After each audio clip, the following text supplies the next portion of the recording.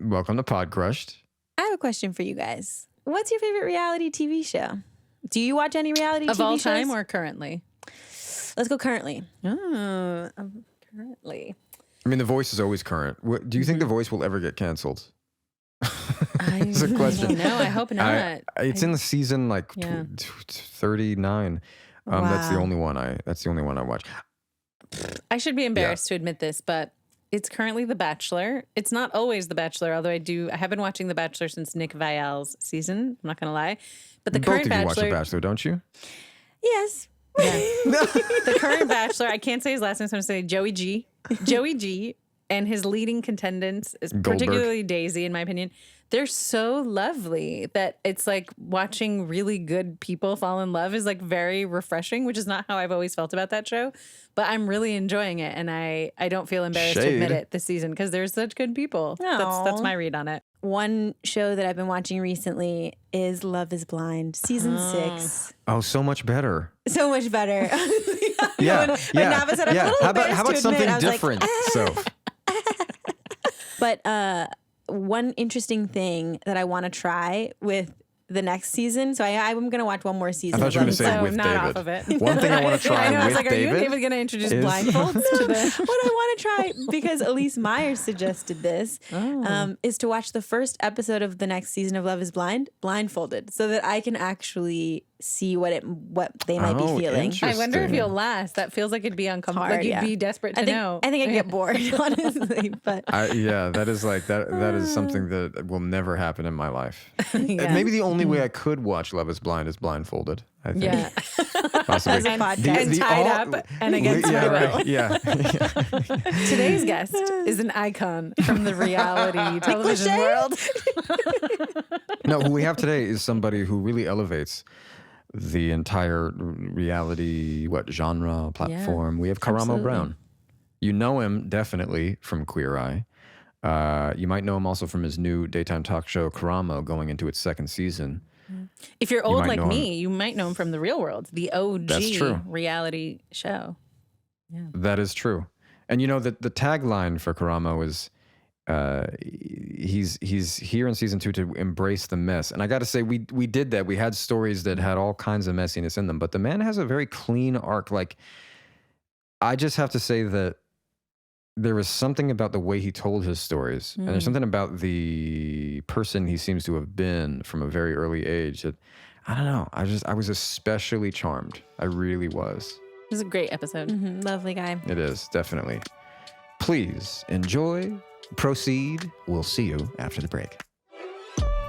Welcome to Podcrushed. We're your hosts. I'm Penn. I'm Nava. And I'm Sophie. And I think we would have been your middle school besties. Bonding over our shared disdain for the cool kids clique. And no, of course we don't want to be part of it. Why would we want to be part of the cool kids clique? So we always start in adolescence, middle school, like 11, 12, 13. Mm-hmm. So how were you seeing the world? What were your experiences like? Where were you also? Sure. So 11, 12, I was in Houston, Texas, where I was born and raised until my parents got divorced when I was 16. Different story. But I was in Houston, Texas. I'm the youngest of sisters. So I was a very outspoken kid at school. At home, I was quiet because my sisters wanted nothing to do with me. It was like, how much go older to your were room? Because my sisters are all older than me. So the one that's closest in age is 5 years. So they were all already in high school, going into college. So they wanted nothing to do with their little brother. Now that's changed. Now I'm the cool. Now they can't get enough of me. My phone rings every day with sisters. But when I was a kid, it wasn't happening. And so I spent a lot of time at home by myself. As well, I started to identify as gay to myself very early. I'll be like 9, 10. And I also knew that I grew up in a very homophobic household, not because I was assuming it, just because I heard the things that were being said. Yeah. So at home, it was like, sisters didn't want anything to do with me. I know my parents love me, but I also know that that's conditional. So I'm just going to stay in my room and not be seen, not cause any problems. And then when I get to school, I'm going to run my mouth all goddamn day because I spent all day at home not saying anything. Right.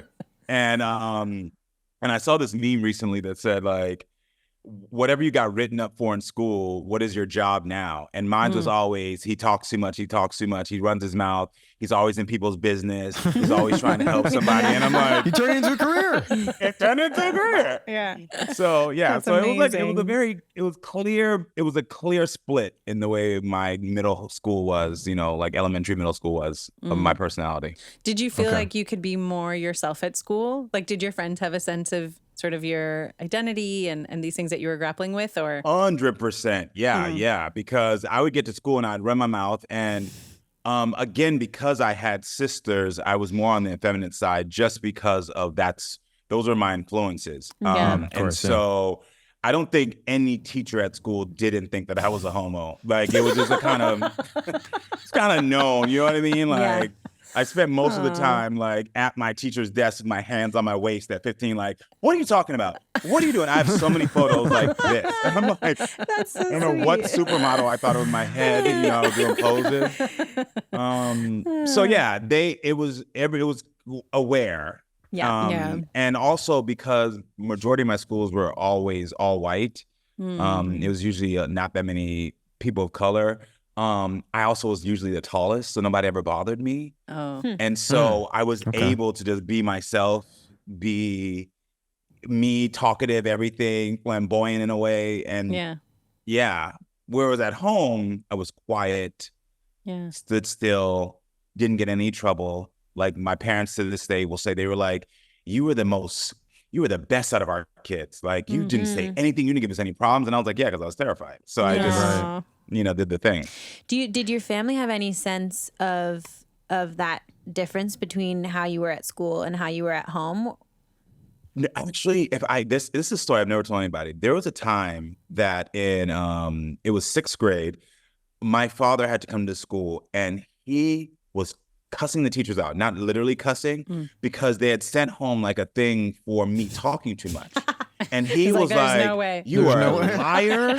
You are racially profiling my child. You are, because he was like, I know my child, and my child is quiet and introverted, and he was like raging. And I should bring that up to him because they were just trying to fight him, but he was so convinced, and I was like, I'm not gonna say anything. I'm gonna go with what he said. I don't want to get in trouble. So I'm quiet. Yeah, I'm quiet. Like, I don't know what you are talking about. And I got out of trouble that day because he argued the hell out of the teachers. Like, you're lying on my son. He is not.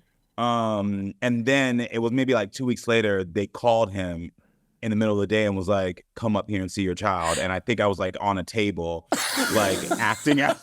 They had him like peeking through the and then he's like, so they had the insight then to they be had like, the insight. this man does not know the whole story. So Yeah. they called him up without letting you know. Without That's letting me know. amazing. Wow. Yeah. But also props to your father for standing up for you like that. That's really Yeah. Of course. Yeah. Even though he was good. incorrect, but Yeah, he was really incorrect. still sweet. Yeah, only reason it stands out is because that was the moment that I felt like my parents actually started to see the real me. It was like the cracks were in now. Like, it's like, damn. I was going to ask, do you ever feel like there was a point where you could be yourself around your parents? Sort of how did that happen, if it happened? Yeah, once I became successful, it was like, F, what do you think? Like, I'm on TV now.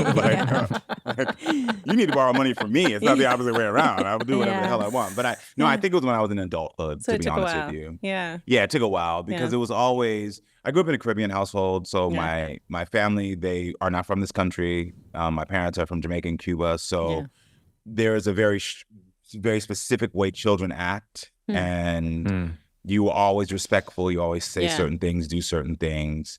And, I never felt like my opinion mattered in my household, where with my kids, your opinion matters. So you can speak it to me in a respectful manner, and so, so because of the way we were raised, I didn't really, until I became an adult, felt like I could now start saying things.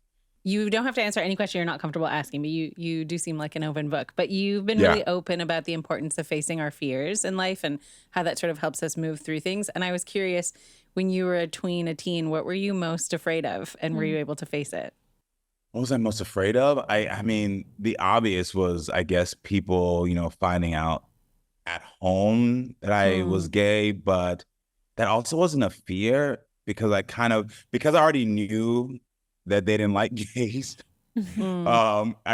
I didn't fear it. It's like, you know, if you already know what the boogeyman looks like and where he sleeps and when he is, you're not like really afraid. Yeah. Because at an early age, I already had things in place if my parents were to ever act erratic.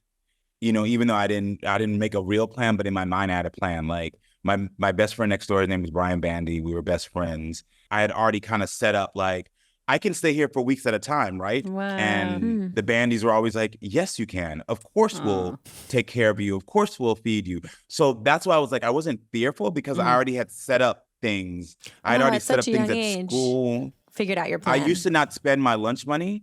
I for the longest. I mean, even up until high school, I would get lunch money. I wouldn't spend it because I would save it just in case. I used to tell myself if I needed to buy a bus ticket. Wow. Which I never needed to do, but in my mind, I was setting up things. Yeah. Wow.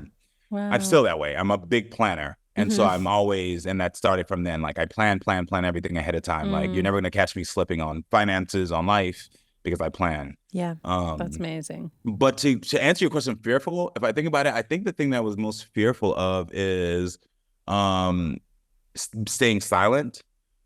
Which is why I had so many outbursts at school because I was like, I cannot be silent my entire life. Wow. Because my mother was abused by my father and she was silent and I knew that I didn't want to be her. Wow. And so I think I was most fearful of being silent. If I can be honest with you. I don't want to like jump out of middle school, but I feel like that's really profound because when we were sort of doing research about this, and I actually watched The Real World Philadelphia, you were the first like openly gay person on reality television, and that's such an emblem of like not being silent at a time when everyone else was, you know. Yeah. So that's like How incredible. old are you? You look very young, girl. How I'm old older are than you? I look. I'm 39. Okay, Yeah. that skin is good. Oh, thank you. Yeah, I guess you're right. Yeah, it's always, I guess my entire career has been like speak up, talk out. Like, Yeah. I mean, sometimes it's intentional and sometimes it's just not. So The Real World, I would say that it was intentional, but it wasn't. Like, Really? I was like, oh, so I'm done with college and I can live in a house with 2 hot tubs and get free liquor. Yes. Yeah, thank you. Sounds and by the amazing. way, you're the first openly gay black guy. You know what I mean? And you're like, and I was like, okay. But it still comes with liquor, right? So like that was like, you know. So I mean, it wasn't until after The Real World was done that like that title was put on me by the network, and it was like, you know what you just did, and I was like, right, of course. I didn't do anything. You all cast me. I was coming on here to have fun and liquor. So, and liquor. You know? Karamo, what were your first experiences around, like whether it was a crush or whether it really felt like love, whatever that is at middle school, high school age? What were your first experiences around that for you? Well, the first person I was in love with was Brian Bandy.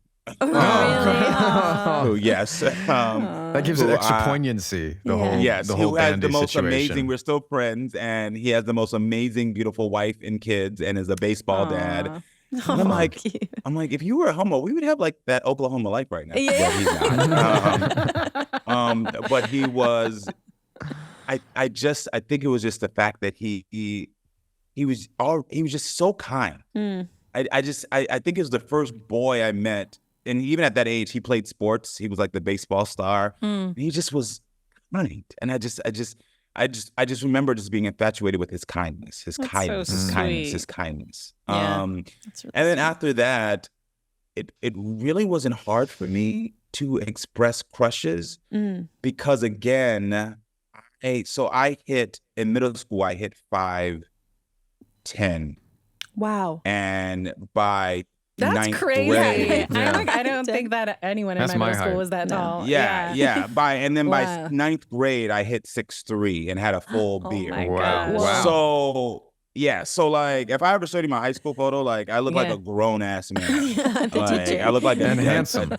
Yeah, I appreciate that. Yeah, I look like a but TA. seriously. Yeah. Right. So Wow. I was able to express my desires because people were attracted to the adult qualities in me. Yeah. You know, like my classmates were like, you have a beard, you're tall, you know, and so like it was easy for me. And then I also felt very comfortable telling people that I liked guys because all the girls thought I was cute. Yeah, I was gonna say you must have been such a kind of like an untouchable gem or something. You know what I mean? Yes, because the girls liked me and they thought I was cute, and they thought it was funny that I said I like boys. They didn't take it serious. Like, right.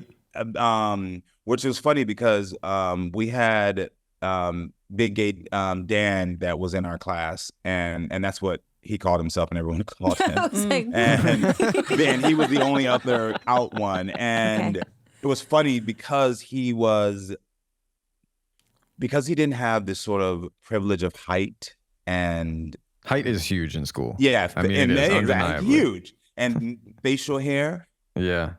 When people say when he said he's gay, it was like fine. Oh my gosh, like it was a thing. And then when I said it, it was like, oh my gosh, you're being silly. Like they didn't believe you. Yeah, like you're so funny. That's interesting. That's interesting. And I was like, okay, girl, yeah, sure. It's funny, yeah. So yeah, but it was fun. Yeah. Yeah. We have a question we ask everyone, which is, do you have any embarrassing stories, like any awkward memories or something that sort of stands out to you from middle school or high school? Yeah, it's awkward, but it's not really. I mean, like, I didn't really know how to shave, so the first time I tried, I shaved off one side and made a big thing, and then I got scared, and so I had half a beard, half not, and but I guess it's awkward now in hindsight, but I was such a over talker that if someone even tried to clown me about it, I just started clowning myself. Yeah, I was like, I mean, you're gonna do this soon. You know what I mean? Like, and I was also, you're the only one with a beard in school. I mean, that's like exactly. That's the only one. No matter what. No matter what. Yeah. So like no one was like saying anything. So you know. Yeah. I kind of like how cool you were, because you're certainly cool now. You know, I mean, appreciate it. That's that's the coolest man alive. That's part of your thing. Are you saying? Did you say says the coolest man alive? Yeah, you're cool. Me? Oh, all right. Penn's gonna go write that in his diary. That's gonna be Penn's new profile. Don't throw him off. Don't throw him off. No. This is what you need to understand, that you have that cool, easy swag that like you just can like chill and be, and then all of a sudden like people will attach all their feelings and thoughts about onto you because you have so it. True, yes. Yeah. And so like that makes you automatically cool because you walk in the room and it's like, oh my gosh, he's like a musician, he's mysterious, and you probably don't play an instrument.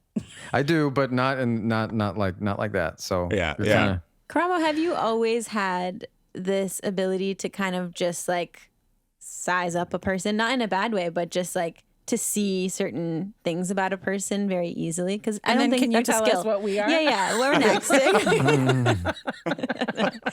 No. But have you always been able to do that? I could tell you that you're both stunning. You did that skin is flawless. So that's that first. Thank you. But I think yeah.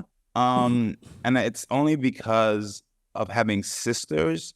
I had to consistently, to understand where I fit in my household, I had to consistently figure out what they were feeling without them saying it. So because I learned very early on with my sisters, I can't fill in the blanks. So I need to be observant and really observe how they acted, how they moved, what they said, so that I could truly understand, which I think is a skill that helps me now in my career. Totally. Being able to like talk to people quickly and see discomfort, see something. And it just came from them because like, you have your sister that promises you she'll play with you when she gets home, and then she comes in and she walks right by you. You're like, is that about me? Did I do something? And then she's on the phone, so you're like, okay, so she still wants to talk to somebody, but you know. And so it was like I had to decipher quickly, what is she feeling? What is she thinking? And I think that's a quality that I always continue to do. Yeah. By the way, I'm going to show you this really quickly. I just found it. This is me in high school. This is ninth grade. Gosh. Wow. This is a regular high school student, my friend, Ray. Yeah. And this is grown me with. That's crazy. That's ninth grade. That's 14. Yeah. This is 14. That is 14, crazy. Yeah. So wow. I'm telling you, I was like, grown man. You honestly, I'm trying to think of all our guests, and we've had quite a few. You seem like your physicality enabled you to have. I mean, it sounds to me like it gave you some really helpful protection from what could have otherwise been even more painful. 100%. Really, I mean, really, 100%. You hit it on the nose. Like, I know for a fact in my house and at school, if I wasn't the height and look that I had, meaning beard, I don't, not about physicality, but like beard, chest hair already. If I didn't have these things, and being so open in 1990, I'm 43, so 1995 is when I started high school. And this is a time where we don't have representation like we have now. The conversation around LGBTQIA people is very limited. I mean, it was you either gay or lesbian, and bi was like, still people didn't believe you. There wasn't all these. That I know for a fact, being so tall, having full facial hair made me an authority in kids' minds without them thinking of me as an authority. Yeah. Because I looked like their older brother. I looked like a college student. And so they didn't challenge me the same way they would have, like, somebody else. And so I know it protected me. I know for a fact. Because I saw other people who got bullied that I would then try to protect by using like my body stature, who like today always are friends that are like, I would grab them and be like, oh, you're not gonna like mess with my boy. And I grab them and pull them back. Right. And everyone would leave me alone because I'm holding him now and so it was like, you're not gonna mess with him because you mess with him. Now I'm holding him. You gotta mess with me. And so I know that, helped me out a lot. Yeah. It sounds like you were a really good friend. Yeah. I actually will say I am, because all of my I don't know why my voice got high there, because I guess because I didn't want to have the compliment, but I don't know. I will say yes, because all of my friends in high school, we are still best friends to this day, and we all live around the corner. That's so cool. Wow. And so also I'm probably one of the people in our high school Facebook group that like always gets hit up. Even before TV. Right. Yeah. And that's only because, like I said, I was a peer counselor in high school. So I would get everyone's business. So I knew everyone's business from then and kept their secrets. So I feel like they kind of feel attached to that. Yeah. At that point, what kind of, I mean, you didn't, like, you were still young, so I'm not asking you then, but like, what were your professional aspirations? Did you have any sense of like what else you wanted to do? Yeah, I want to be either a model, because fashion TV on VH1 was like all the thing, and every fucking music video was like, it was like you came home to MTV and VH1. It was That's like, true. oh, it was sexy, and it was it was sexy. You wanted to be it. I remember watching when Ashton Kutcher won the male model of the year, like, oh my gosh, on fashion TV on VH1. Like, I remember that and being like, he's cool for that. I don't know, like I don't, follow his career now, to not being shady. So sorry. Because that could sound shady. Like, I don't know, like, but I remember vividly him winning that. I wanted to be that. I wanted to be a TV host. I know that, a talk show host, because I thought that was the coolest thing ever, watching like Phil Donahue and Ricky Lake. I just was like, I want to do that. Like, they're getting paid to like be in people's business. Again, just nosy. Yeah. I knew I didn't want to be any of that. I knew I didn't want to be in anything where I would have to do math. I like, it was like all superficial. My mind was like, how can I like do the least amount of work and then just run my mouth? That's all I knew. Like, But it sounds like you were listening a lot. I mean, you are a listener as well. Oh yeah. Well, I used to get in trouble. My granny would like give me a little tap if I was running my mouth too much in places where she was around. And she would say, remember, Karamo, you have 2 of these, 2 ears and 1 mouth. So you're supposed to be doing 1 double time. And that still sticks with me. Like, like I could be on stage helping somebody and I might want to say something and I'll feel her inadvertent smack. I'm like, shut up, let them keep talking. And so, What was your path from sort of high school to the real world? And then I do have a couple of real world questions, because I really did watch those seasons faithfully, and I watched yours. Yeah. The path was I went to college, and college was great. And where I got on Real World was that I was protesting MTV. What? Yeah, there was a show that was on back in the day called Pimp My Ride. Yeah, I remember Pimp My Ride. Yeah. And I was that Exhibit? Yeah, with Exhibit. Yeah. And so I had just got out of college, and so I was working at this nonprofit, and I had to run the after school program in it.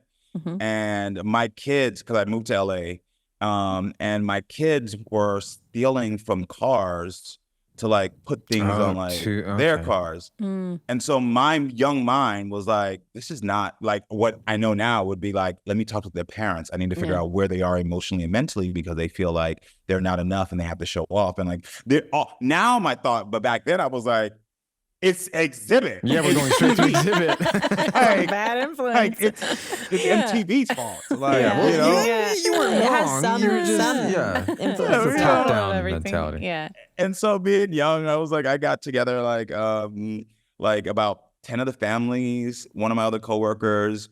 We made poster boards. This is the best story we've ever heard on the podcast. It's real. And I went out there, my boyfriend, we made posters all night, and we went out there to what did they say? What exactly? They were like, that protester is gorgeous. We have to get it. Have you seen that, guys? Have you seen that protester? Well, kind of. They came out. They came outside, and they were like, who organized this? And I was like, me and my boyfriend. And they were like, hold on, young, gay, black, activisty, tall, angry, model. How they were like, so they invited me back to the next. How can we monetize this protest? Yeah, how can we monetize this crazy that we're seeing in front of us? And then they were like, come back the next day. And they were like, you can. This is so. You put away so your I went protest home. signs. You're like, Yeah, they were like, come back the next day and we'll talk to you. And so I went home and I created the best 20-page PowerPoint you've ever seen with transitions. I worked on that shit all night. Like, and this is before you could just get on the internet and like grab stuff. Yeah, like this is 2004. So like to download the images, I was kidding. I was like, and got there the next day, ready to tell them like how to save our kids and how to help them. And they were like, actually, this is a casting for the Real World. And I threw that PowerPoint to the side and then like, never mind. You were like, tell me I don't know about her. the What second kids? hot tub. Exactly. I don't know where those kids are today.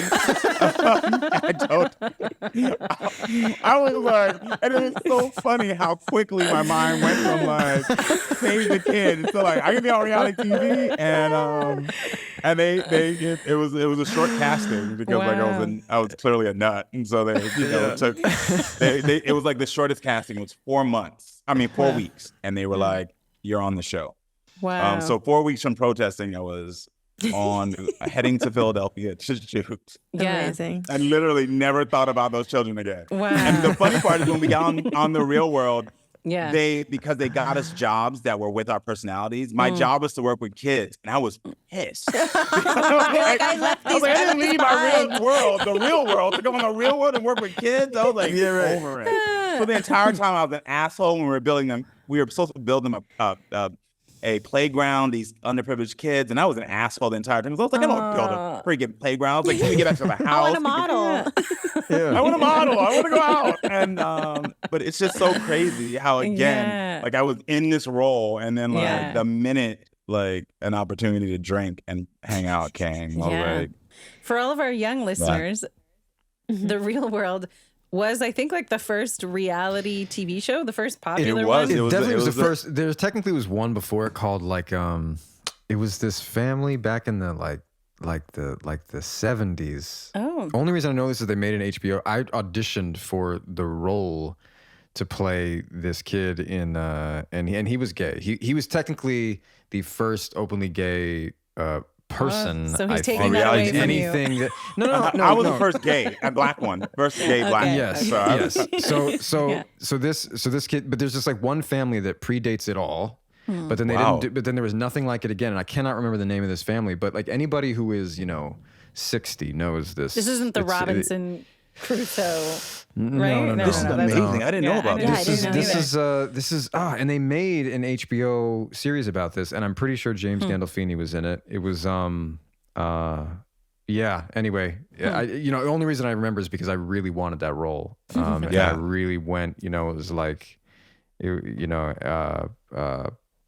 it's interesting because it was like the seed of reality television that now kind of nobody knows about. Yeah. Because it didn't then actually happen again until the real real world. So the world, real yeah. world really was the first one that anybody knows. This is fascinating. I've never heard about this. Yeah. Now I'm Let me look this on up. the Let me look it plane up. looking it up. Yeah. Well, Penn we looks cut this out up. the silence. So the Yeah. tagline for the real world is what happens when people stop being polite and start getting real? Was that the Yes. Yeah. That's and it. Yeah. And there wasn't really like like now there's like the Bachelor or the Real Housewives, like there's like a theme, but this was really just seven strangers living together. 7 strangers. It was in a 7 really strangers nice put in a house to see what happens when they stop being polite and start acting getting- real. The real yeah. world. What's up, yeah.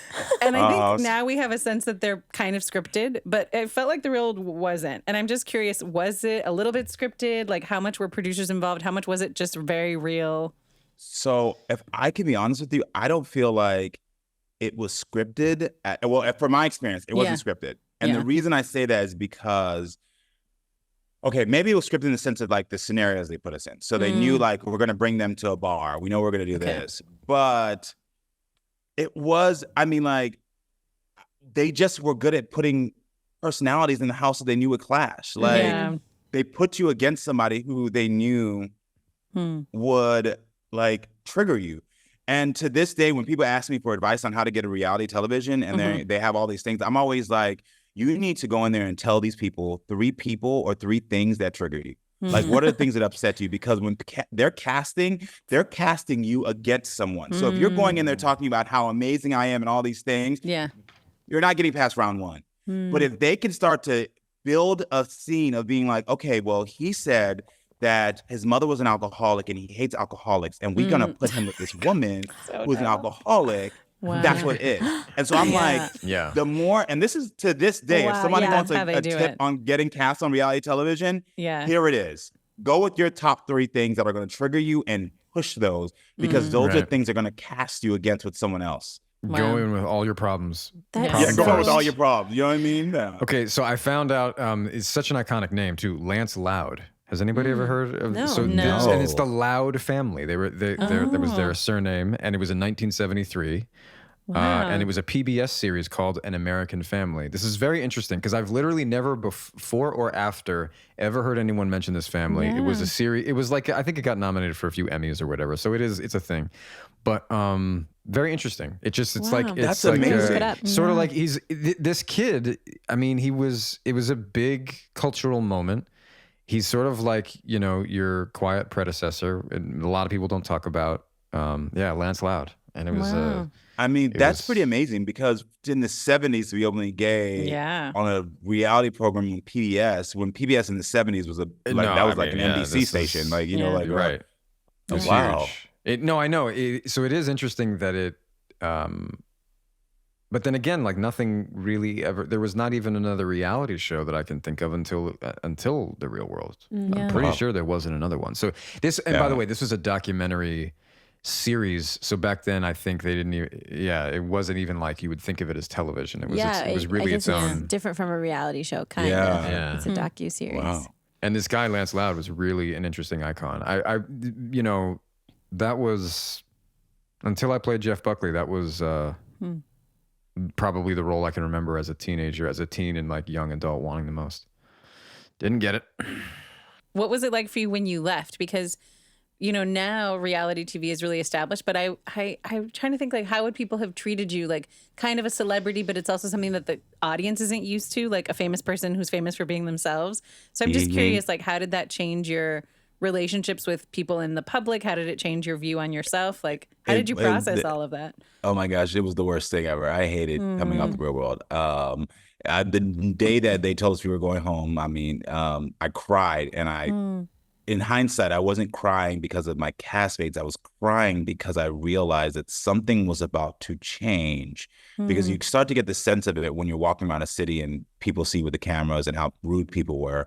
And so I knew something negative was coming. My intuition knew something bad was coming, and it came like a storm. Wow. Because to be 23 and have the world only tell you who you are is the worst moments that were edited. Wow. Yeah, that's huge. Forever That's was huge.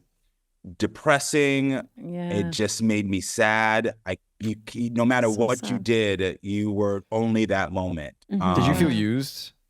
I felt betrayed. I didn't feel used. Okay, I felt betrayed. I felt betrayed because the adults that were there, I felt like they should have told me what was about to happen. I mean, I was on season 15, so you had 15 seasons to warn me that, like, this is going to be a shit show. Like, you're going to have people tell you how bad you are. They're going to comment on you.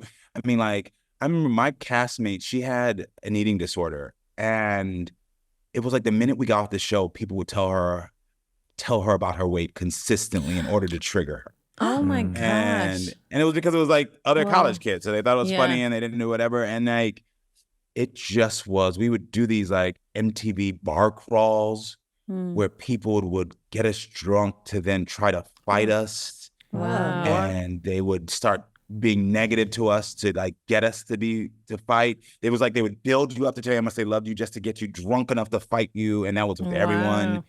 So I became completely depressed and suicidal after the Real World because I didn't know how to handle it. It destroyed my relationships with my family, who were embarrassed that I had told all of our business on television, or my business, but they thought it was their business. Right. Yeah. Yeah, it was dark. I'm sorry and I to still hear think that. to this day, there's not enough support for reality stars when they come off of shows.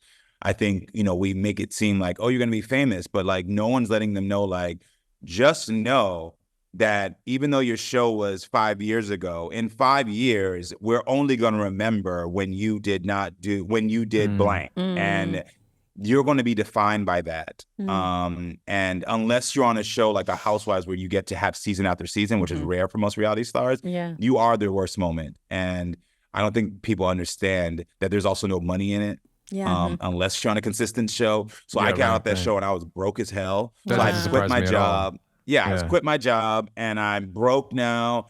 And I'm too known, because I don't like the word famous. I was too known to get like a job at a Walgreens or CVS, or even like I tried to go back to the nonprofit I was working for and they wouldn't let me because I was too much of a distraction. Wow. And so I would try to go I went to a CVS, I remember, which is like for anybody, I think CVS are nationwide. Yeah, we have CVS. Yeah, they're nationwide. Okay, everywhere. I didn't know. They didn't used to be nationwide, though. You're right. Yeah. Okay, yeah. They didn't and used so to be I in the tried West Coast. and it was too much of a thing. People would come in and they'd be like, "You're the guy from the Real World," and it became like a thing where college kids would come in just to see me. So they were like, you can't work here. Yeah. Wow. And so, but then I couldn't make any money unless I went to bars to drink, which then turned into an addiction for me. Wow. Because I hated liquor. So I would try to do a lot of cocaine to counter the liquor taste. Wow. And the first time I got into it, it was just a snowball. Yeah. spiral. That's and crazy. no one said it. Yeah. Yeah. And I don't think, I still to this day don't think that people talk about the experience of reality television honestly. And Yeah. Yeah. I think that more people should talk about that. It can be a great experience that will give you a leg into so many opportunities.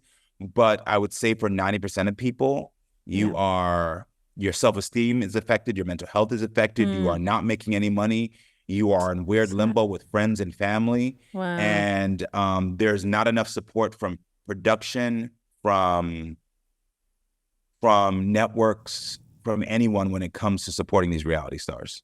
Yeah. I mean, a feel lot that. of from what I've heard, like little snippets I've heard of different people on different reality shows, it sounds like production is sort of the source. Like that you have like producers on a lot of shows who are orchestrating these situations to create like really flammable scenarios and then editing in a particular But way. I'm gonna have a little different thing. I don't actually blame production, because at this point in our culture, that you're know coming what's on up there now. for them to do that. What true. for me is I think it would take, like, I'm producing. I just sold my first I just sold 2 non-scripted shows that we're in development for, and we're about to do. Oh, And cool. so hopefully they Congratulations. make it Yeah, all that's the way. amazing. Thanks.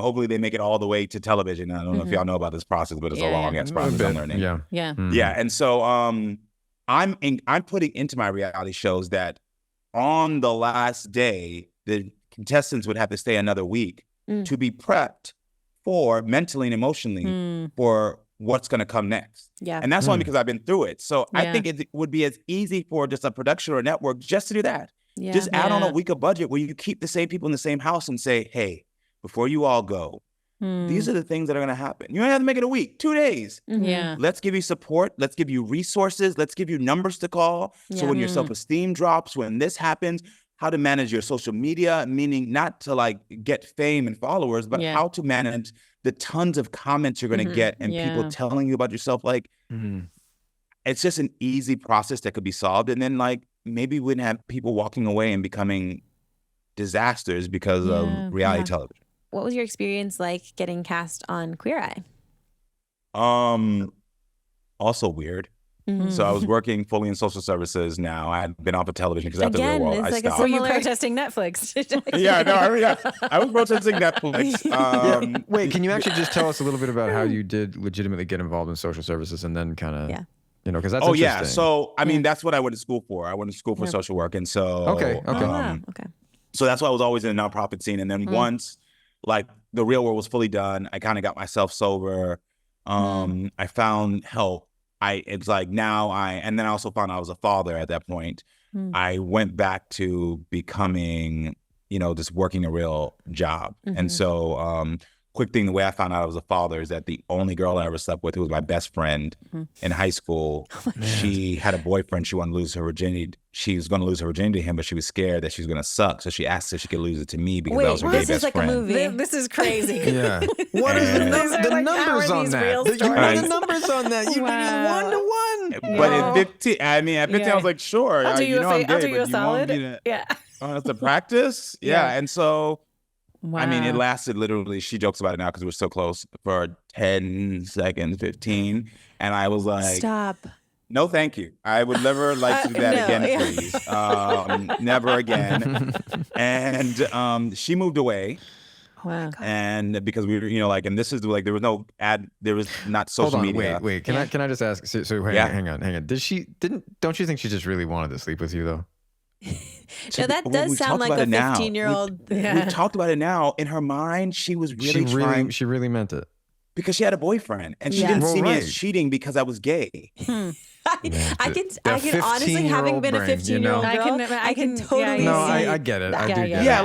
Like, because we sat up at nighttime talking about boys. Yeah. So like, she didn't see me as a boy who was gonna date her. She just, I was safe for her, and she thought like, if we're gonna practice, like, I know you won't take advantage or do something weird. And we also didn't really.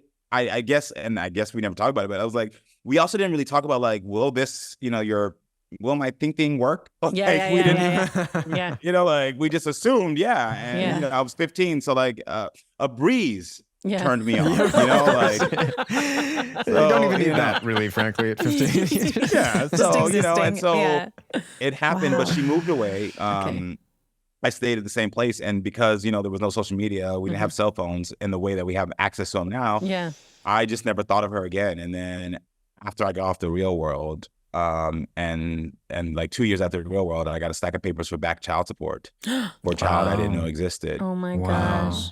She wasn't planning on telling me. She had applied for benefits for her other children, and the state found me and to like garnish my checks. And that was how I found out I had a father from my best girlfriend in high school. Is that how you got back in touch? Yeah, I went back to Texas, to Houston, Texas, and they gave me her. It was like really, literally, I went there to the DNA thing with them. They wouldn't give me any information. And then once it was confirmed, she still didn't even know that I was doing this because they didn't let her know. They passed a piece of paper over the desk and was like, you are the father. Here's your address. And I literally took it and then showed up at her door and knocked on it. And she opened it. And we just immediately, when I saw her, I was kind of angry before, but then when I saw her, we were just 15-year-olds again. And we just fell in each other's arms and we started talking and crying. And then she was like, he's at school now if you want to come back later and meet him. And I was like, oh my God. Did you? Because I didn't have a concept that he wouldn't be home because I don't have kids. I'm 26. And so it's 12 o'clock in the afternoon. I'm like, where's he at? He's like, school. where kids are. So he was 11 or 10? That's Yeah, also he was crazy 9. that you were 26 and you had a 9-year-old. Like 9-year-old, the whole 10, thing. yeah. Wow. And so, and then we met that night. I took him bowling. This is a funny story. I'm going to tell you this really quickly. Yeah, Please. yeah. I took him bowling because that's what you did on Full House or on Family Matters. Yeah. That's what you do. You meet somebody, you take them bowling. Like that's what dads do. So I took him bowling, and I picked him up that night. I was scared. He was scared. We went to the bowling alley, and the bowling alley was next to Rice University. So I walk in, and I didn't know it was next to Rice University. We're bowling. I have the photo of it. I'm like I borrow my cousin's sweater vest. He's a dad. Like it was like, I borrowed like Played a dad. I got a phone thing so that I could have like the cord so I could look more daddish. I wore like these like church shoes with my jeans because I didn't want to look like I wanted him to think like I'm a dad. Yeah. Wait, hold on. What's the phone? Like you sound more like Secret Service with the. What do you mean the phone? No, thing you remember going like on because before pods there was like the black cord that went to right. Okay. Yeah. Yes. Like yeah, and so it it dangled and it connected down. I don't know. It was very CIA. Yeah. You're right though. The earpieces used to be like it seemed like only men did that. Yeah. Only men. Yeah. For so sure. like more dads. Yeah, dads. So we went to the bowling alley. I'll be quick. And so we walk in, we're bowling, and then like within 10 minutes, I hear, "Oh shit, is that Karamo from the real world?" And I turn, and there's a bunch of a bunch of college kids there, and they're like, "Karamo," they're like, "Yo, come over here." Now, I'd been doing bar crawls for the past 2 years, so I went right back into same thing like I did when I got on Real World. It was like, fuck the kid. And like it's been a pattern in my life. Not anymore. I'm really responsible and a great dad. But I literally was like, hold on a second. And I went over there. And I started taking shots and partying with these college kids. Oh my God. And in your sweater vest. And literally the only reason I stopped is because I heard, we're looking for, is someone missing their child? Aww. And they were doing it over the thing. And I was like, somebody's missing their child. Oh, I'm missing my child. And I was like, shit. And I ran back, and my kid, Jason, was behind the where the guy was polishing the shoes and stuff and whatever, was behind there because I just abandoned him for an hour and a half taking shots. And that was what turned me into a good dad, because I said, I'll never do that again. He will always be on my priority. And I made it my priority. 6 weeks later, I asked for full custody because she wasn't doing well financially, and I had my family was doing better. She supported me in getting it. I got full custody. Wow, I adopted his little brother. Yeah, I adopted his little brother. Wow. They have the same mother, 2 different fathers. This is an amazing story. This gets better and better and better. Yeah, and so by 27, I became a father of 2 overnight. Wow. And now they're 27 and 23, and I've had full custody since they were 10 and 7. And just looking at your face, I cannot believe you have a 27-year-old. I mean, you were young when you had him, but still, still crazy. It's wild. But yeah, so that was me becoming a dad. And there was a question that came after this. Just your path to Queer Eye. It was. Oh yeah, the path to Queer Eye. That's what it was. But this was such an amazing story. So I was doing social services. I was working, and I wanted to get back in TV. Now the kids are in high school, and I'm like, let's go after my dream, figure out how to really do this TV thing. So I was hosting classes at the community college, and I was in bed with my partner watching Watch What Happens Live, and Carson Kressley, who was on the original Queer Eye, was on, and Andy said, will there ever be a reboot? And he said, yeah, they're doing it right now. And they're not bringing back any of the other 5. They're getting 5 new guys. And they started listing off like Ariana Grande's brother and stuff like that, people that they thought in pop culture were going to be on it. And I woke my boyfriend up at 11 o'clock at night, and I was like, I got to get on this new Queer Eye. Wow. And he was like, you don't cook. Your fashion is shit. He was like, you can't, you're bald. What are you going to do? You don't know how to do hair. And I was like, I don't know, but I got to get on it. And so I called the agent that I had just gotten. I was like, can you try to get me in? He called me back that same day and was like, they've already done the casting. They've been doing it for a year. They're in their final phase. Oh my gosh. I begged him for a week to get me in. Wow. He called his friend Gretchen, who he had known since they were PAs. Yeah. She was part of the head of casting. And she was like, I'll give him a Zoom for like 10 minutes just so we can see if other projects, but it probably won't be Queer Eye. Yeah. They asked the category. And he was like, well, what category? And I was like, I don't know. And so he was like, he literally on the phone was like, let's just tell him culture. Wow. And I was like, sure. And so I got on this call and she was like, so what do you bring to the show? And I just started ranting about like, y'all never get into, because I watched a couple of episodes of the original, and I was like, y'all never get deep into their mental health. Like, you got to talk about their mental health. Like, if you can't talk about like what they went through, I was like, you know, when I'm in my job, like I have to get to the core of like, why did you do this? Because if you don't get to that, then, and she just was enamored. And so she was like, I'm going to bring you into the final casting. And so she brought me into the top 40 with the rest of them. And then I walked in with the other culture guys, and they were all like, playwrights and poets and dancers, because it was like culture was supposed to be arts. And then I was in there talking about mental health, and I knocked those bitches out one by one. I was like, fuck y'all. I was like, sorry to your mental health, I'm taking this shit. And the only reason I think I stood out is because they all were saying the same things. They were like, you know, I would take someone to expose them to this gallery. And I was coming in and I was like, so what's their backstory? Like, you know, and these are fictitious people we were doing this chemistry test. And I was like, well, what is it? And they made the casting notes. They were like, well, I guess he has 2 kids. And I was like, is he a good father? Is he happy? And so I started asking these questions. They were like, oh, we're going deeper here. And got the job and changed that. I feel like every story you've told is like a once in a lifetime, but like that's your whole life. Yeah. That is my life, God, honestly. It's like, it's crazy. There's somebody up there that is writing this shit that is like having the best laugh of their life. I already know. You're their I'm gonna get to favorite heaven and they're gonna be like, I was the I've got orchestrator of your life. I've got the Karamo storyline. That's my guy. Yeah, he's gonna be like, so you didn't know when I was on Earth, I was a comedic writer, and so I just wrote your shit like. He's like, I'm doing bar crawls up here, man. I'm doing bar crawls up here and just writing all the crazy shit that comes to my mind. Exactly. That's seriously. I'm like, it has to be, you know. That's amazing. Karamo, so as we've established, you've been doing this your entire life. You've been listening to people, having them open up to you and talking them through their stuff. And I wonder, in all of this, have you found there are certain things that help a person to go there with you, to open up? Obviously, I think, the obvious one is to share your own experiences and to get vulnerable yourself. But is there anything else that helps someone? Yeah, I would tell people the thing that if they have someone in their life that they're wanting to open up, I would tell them to shut up. Because I realized so not what I said.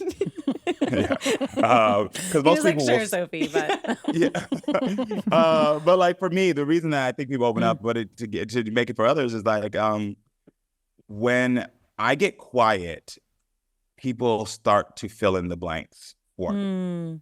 And so I do it on Queer all the time. I'm like, so why do you think you're feeling this way?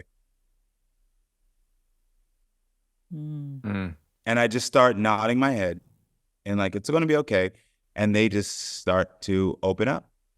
And it's happened with even the most closed off people. And because I think most people are uncomfortable with silence, where because as a child, I had to be silenced in my household. I'm not uncomfortable with silence. And so I was like, I don't mind being quiet until you open up.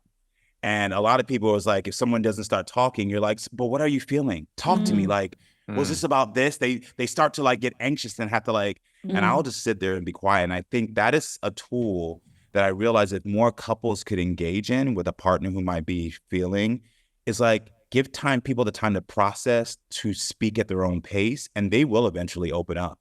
Because the more that they see that you're patient with waiting with them, the more that they can feel like, oh, this is not something that is a check off your list. I can feel secure with you. And so I think that's one of the biggest tools that I use to get people to open up. I also let people know immediately that I won't judge. And I make sure my body language shows them I won't judge, first of all. So like I'm leaned in, I'm doing affirming nods. These are just tips that like anybody wants to use with their kids or anybody, like you can like lean in when you're talking, affirm with nods. Don't be closed like this when you're talking. Be open with your arms, be open with your legs. You know? Overly smiling actually makes more people uncomfortable. Interesting. So yeah. Interesting. All these little small things. No, I know that you're asking. It is really helpful. Hopefully you can use them in your own life. No, well, actually, I was about to say, I feel like I was meant to hear this because I'm supposed to have a conversation with someone tomorrow that I've been like excited about and dreading, and feeling like this person just needs to open up. Like I've opened up a lot and it's their turn. I'm like, how do I help them open up? And I feel like I was meant to hear this because I would not shut up. So I'm like, okay, I'm gonna shut up. I'm gonna lean in and I'm gonna shut up. Remember So Karomo's Nana just knocking you just on the side of the Knocking head. you. One mouth. 2 ears, 1 Granny. mouth. So good. Listen more. Yeah. That is great. I have a question about sort of men, I guess. In sort of like in the show, I've noticed that when the hero is a man, I feel like there's just a different thing. Like they melt around you in the sense of like, I feel like there's something frozen in them that actually starts to thaw, and we see it on I camera. appreciate that. It's really true and it's really moving. There was a particular episode where you like gathered these College boys in a frat house. Oh, yeah. And it was like That's for the right, viewer, it seemed like a simple check-in. Like just ask each other how you're doing. And the boys were so moved, and it was like they had never checked in with each other. It's like, what is going on with men? Was one of my thoughts, but it was that's a also serious very, question. very moving. But my question is like, what do you think is happening to men in our culture? I don't know exactly how to word it, but do you understand what I'm asking, or is it too unclear? No, I'm with you. Yeah. Well, Why are they I think frozen, and how can I they think thaw? for me, it's because most men get mixed messages when it comes to masculinity. So it's like they're told, and this is not just by women, they're told by other men, they're told by society that we need you to be strong all the time. And we need you to like stand up and be the silent, strong type. But then I also need you to be vulnerable and open. But then if you're vulnerable and open at a time when then I don't want it, you're now sassy and like weird. And so it's like where I think most women get the message, your vulnerability, except for in corporate America. So I don't want to generalize because, you know, but in most settings, like it's like your vulnerability is applauded. It's like, thank you for being nurturing. Thank you for being open with your feelings. Where men, they're told different things consistently in the household. That it's like, okay, I'm going to be vulnerable today. But then if you don't want the vulnerability today, it's like, oh, you know, you're giving me too much. And it's like, so am I supposed to be that way, or am I supposed to be this way? And I think for me, with the men on my show, I tell them there's no option. I don't want strong right now. I only want this. And I do it more of a direct command to them. And again, to create a parallel, I think because of my stature. I was going to say your physicality has a huge part in that because if you were asking that, they're like, okay, this looks like a strong man. Exactly. I can, you know, and if so I he's use telling that me to I my can do advantage. this, You know, like even with those boys around there, they hadn't cried the entire show. They didn't have any emotion, and it was supposed to just be a check-in. And I was like, my team, the show actually only wanted to do 2 of them. And I was like, no, let's bring the whole of them. And they were like, what? And I was like, I did group sessions all the time. Like I can handle up to 12. And they were like, what? And I was like, trust me. And when we sat down, I said to them, so you're going to open up today because I'm going to open up. And opening up is so special and so amazing. And I did it in such an affirming, strong way, using my physicality, that they're now like, okay, he's saying that this is what we have to do. This is the assignment. We don't get to be closed off. And so now I've said that directly, and now I go into, now I'm ready to listen. So tell me, have you all checked in? What are you feeling? And now they've already gotten the command that vulnerability is the only option, combined with me listening.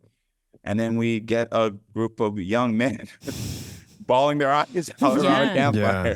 The truth is, you know, that's beautiful, by the way. And I really admire how no one's ever asked me these little secrets and tools, but sorry. Well, no, but I mean, it's I think probably all 3 of us are admiring your the through lines of your life. So it's really cool to hear. But I'm also just thinking that, and I've thought about this kind of throughout my whole life, but it's really relevant in this moment. You know, the truth is, with men who like sit and drink at bars, and you know, it's a shortcut to feeling something. And I feel like men are actually desperate to hug each other, hold each other, tell you I love you, man, I love you, like that. Like that's actually real. You know, that Agreed. it was so clear to me growing up that my male friends, my boyfriends, or the men I'd be growing up alongside, they just wanted to get wasted so they could be vulnerable, actually. Yep. I mean, it really is that. Agreed. Because the liquor gave them permission to hide, gave them something to hide behind. Yeah. And that's what I know all the time. Like, a lot of these addictions that I see come from the fact that people want to express feelings and they can't. And so they can't express what happened in their past. They can't express what they're feeling now, and they can't express what they're hoping for in the future. Like you said, Pen, they want to just say, yo, bro, I love you. And literally, I remember in high school, I was the only one that my teammates would say, yo, I love you, because I would say it back to them. I would say it to them all the time. And because, again, my stature, I would hug people all the time, and I would grab them, give them these big bear hugs. And I never had anyone fight against it, because they would fall into my arms. Even today, men fall into my arms when I give them hugs, because I'm big enough and I can hold them. And I think that we just have to remember, like, just look at the messages we're giving any human being, but particularly in this conversation, look at the message we're giving men. And if you want men to be their authentic self, just remember, like, you can't switch up on them in a week if you don't like it now, or like liking a video where a guy is now sassy just says to a boy on TikTok that I can't be sassy because now it's going to be a joke, or, you know, like, even that word sassy now that's come up on TikTok a lot is like derogatory, because a straight man being vulnerable shouldn't be seen sassy. And I've seen like the whole thing now where, like, if they're doing a dance challenge, it's like when your boyfriend's sassy, and it's like, why is him enjoying a TikTok dance sass? Why can't it just be a human being dancing? And I think we got to watch those messages we give. And until we do, we're going to see men always be in this sort of convoluted state of, should I be vulnerable? Or do I have to be strong? It's really helpful. It's really profound. I just want you to know, I was so affected by that. I mean, huge fan of Queer. I watch every episode, but was really affected by that one. And I don't know if Penn remembers, I texted him, because Penn and I have a production company together. And I was like, you need to watch this episode, and we need to find a way to create spaces like this for men to just like check in with each other. We haven't, but sign me up. I'm down to help. Okay, listen, amazing. I don't know. Like, sign this me needs up. to happen. Okay. Yeah. So let's talk about your talk show. First of all, congratulations. Your numbers are growing. You had your best week recently. We're so excited for you. I think we have a sense of what inspired you to do it. You've been wanting to do it. It sounds like your whole life. How does it feel now that you're doing it? It feels freaking amazing. I mean, like, it feels like so good. What was the moment that you finally thought, I'm going to just kind of directly do the thing, as opposed to finding ways to do it on a, you know what I mean? Like I'm just going to have the talk show. Well, I wish I could say that I had a hand in it, but like, you know, it's when execs make their choice.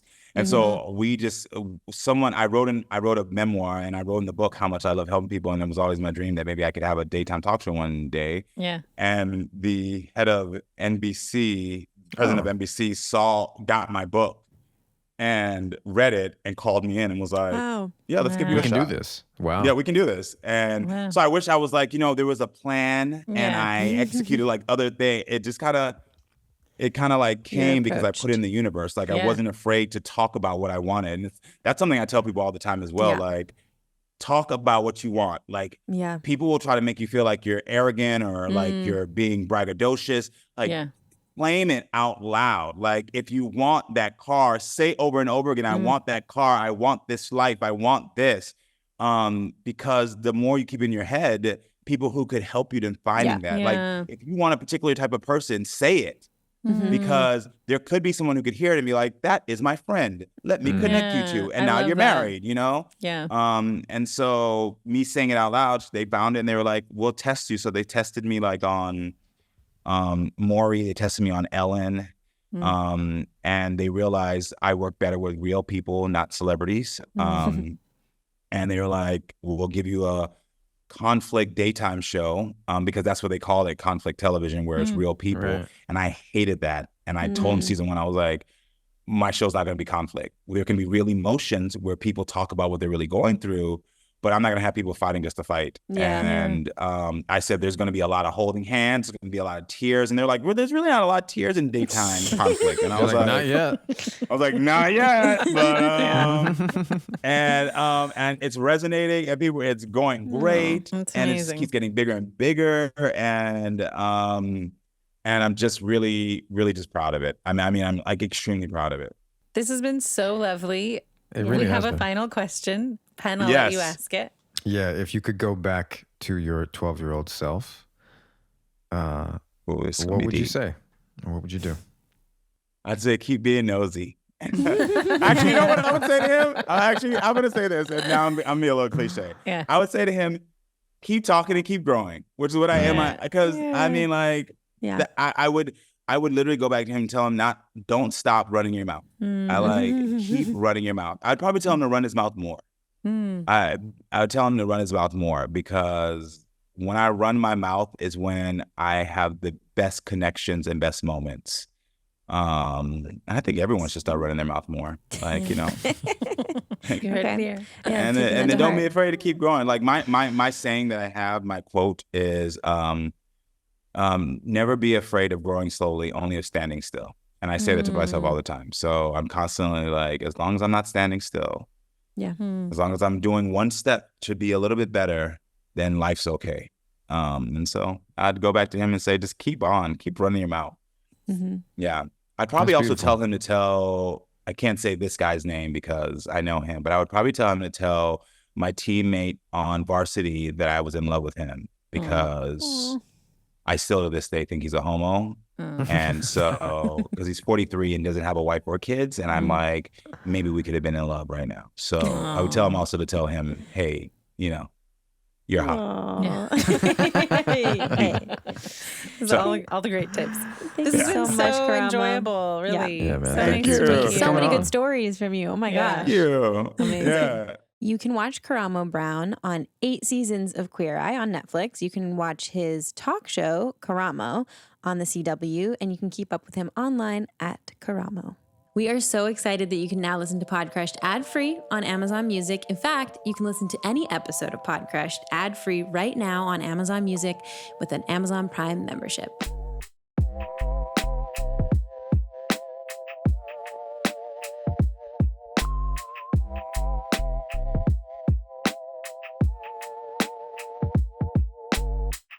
Welcome. And it's like nice. It feels like I'm commanding a room or a space of some kind, maybe like a hall. Imagine that. And Sophia Never just sitting there like little children from a wizard school, just like looking up doe-eyed. Yes, what is he going to say now? What is happening right now? Good things. This is how we bring them in. Okay, this is why I introduce and close, and you do everything else in between.